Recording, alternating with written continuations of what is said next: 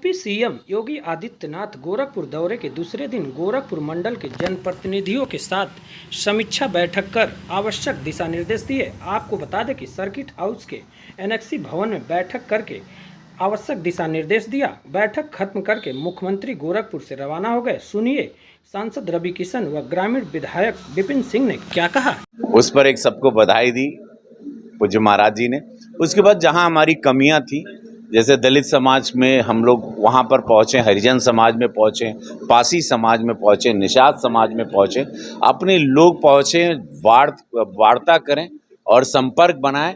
और जो लोग नोटा में, अगर 6-7 हज़ार वोट नोटा में गिरा तो नोटा वाले क्यों नाराज़ हैं या क्या बात होगी, कैसे उन तक पहुँचे, ये सारी बातें रहें।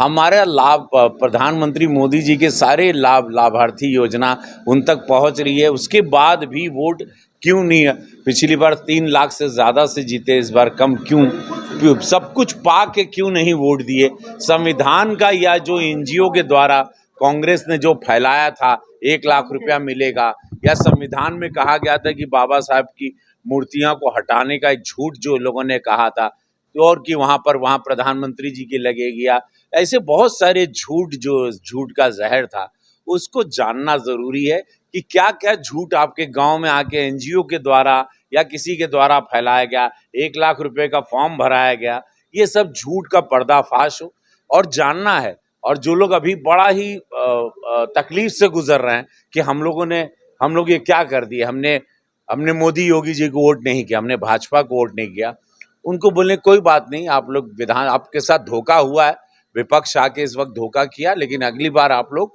सचेत रहें, सजग रहें। मोदी जी झूठ कभी नहीं बोलते, योगी जी झूठ नहीं बोलते, भाजपा ने झूठ नहीं बोला, आपको झूठ में फंसाया गया। अब बेंगलोर में देख लीजिए पेट्रोल और डीजल का रेट कितना बढ़ गया। तो ये झूठ से बचें। अगला चुनाव 2 साल बाद है विधानसभा का, उसके लिए हम सारे कार्यकर्ता सजग रहें और सच को लेके चलें और जानें कि कौन सी ऐसा जहर फैलाया गया घूम घूम के गांव में, जो कि ऐसा वोट का प्रतिशत हम लोगों का कम हुआ। हम लोग, ये तो मैं वादा करता हूं ऑन रिकॉर्ड आपसे, अगली बार वो सारी सीटों को हम लोग जीतेंगे।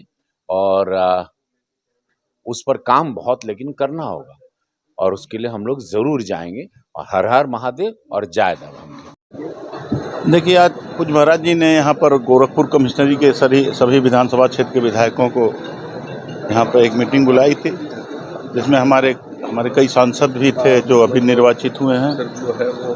तो उन्होंने हर विधानसभा की समीक्षा की है कि जहाँ से हम कितनी लीड पहले पाए थे 2022 में, आज 2024 में क्या स्थिति है, हम कहाँ खड़े हैं।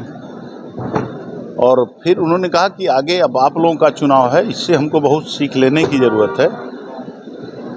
तो सब लोगों ने महाराज की बात सुना और इस पर सब लोग अमल करने के लिए भी आश्वासन दिए।